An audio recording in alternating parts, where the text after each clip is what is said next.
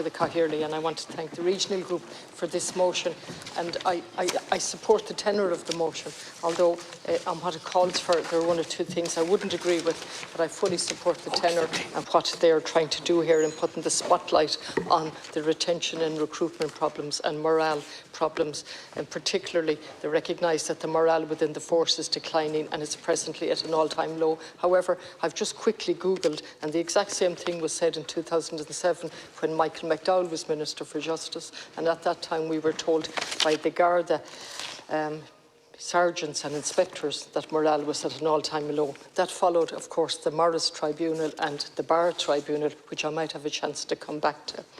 I support the review that's been called for.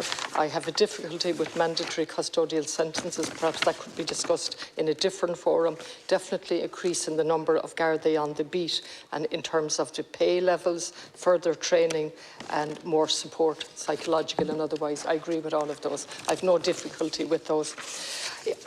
My colleague, Deputy Noel Grealish, so sometimes we disagree, but I fully agree with him on what he said in relation to Galway City and County, and he's highlighted the figures. And I sit on the Joint Policing Committee.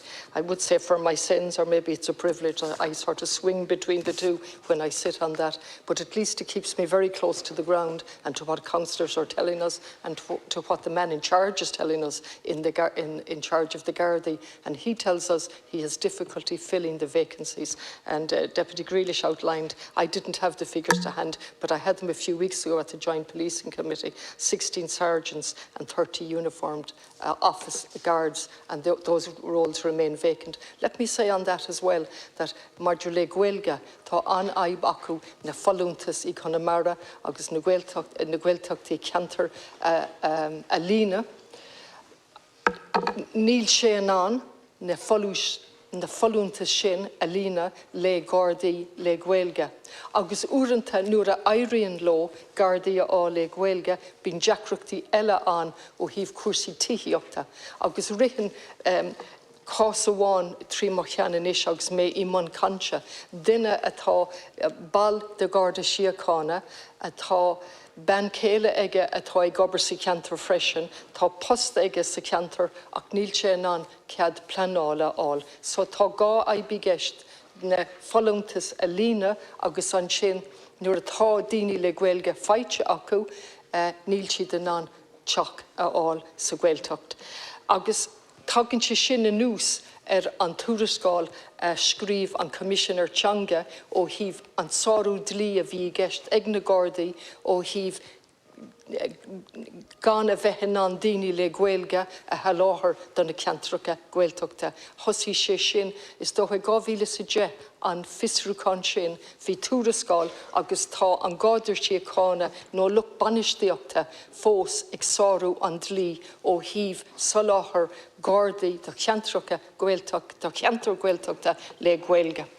In relation to this, I'm not going to translate what I've said because I think you've got most of it. It's an ongoing problem to fill the vacancies, and when I attend the Joint Policing Committee, it's highlighted over and over the failure to fill the vacancies. The demotion of the Salthill station in the Garda station in Salthill, the headquarters on the other side of the city in Murrah. People have huge concerns about that. The Garda themselves on the ground have. It makes no sense to me. And I happened to be on the Justice Committee for a brief period when the Commissioner came before us in relation to the new model, the new regional model. And all of us on that committee raised our concerns about what would happen in relation to community policing. And we were reassured, Minister, over and over that that wouldn't be a problem, that the focus was going to be on it. And indeed, in your speech today, you talked about the new community Garda policing model. Unfortunately, that has not been seen on the ground. Perhaps you can give us a date of when we will actually see that. And I live in two worlds, as most TDs do. I live in a world up here and then a world down in Galway City. And for years, when we were down the convention centre for over 2 years, as I walked home, I saw the difficulties building up on the ground. I don't like the word antisocial behaviour, I saw people misbehaving. I saw young people on bikes terrorising is a bad word, but I was certainly in fear with other people walking up Grafton Street. And so coming from the convention centre, I got a good idea of that area right up to where I was going. And those problems were building up in Dublin. Similarly in Galway, the exact same thing, that building up of problems on the ground because of the failure to have Garda on the ground, community Garda. I think it's the one thing we're all in agreement, every single TD here, we want Garda on the ground, to trust, to go to. Now, you mentioned domestic violence, and I stayed on Thursday to talk on that, and I welcome what's happening. I have the serious concerns about whether the agency will just be another bureaucratic layer.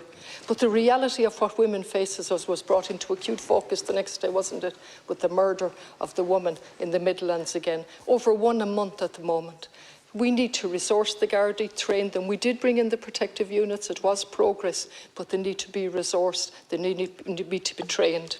In relation to the background to the Gardaí, I stand here and say I want Gardaí on the ground. I want to be able to go up to them, but I want to trust them.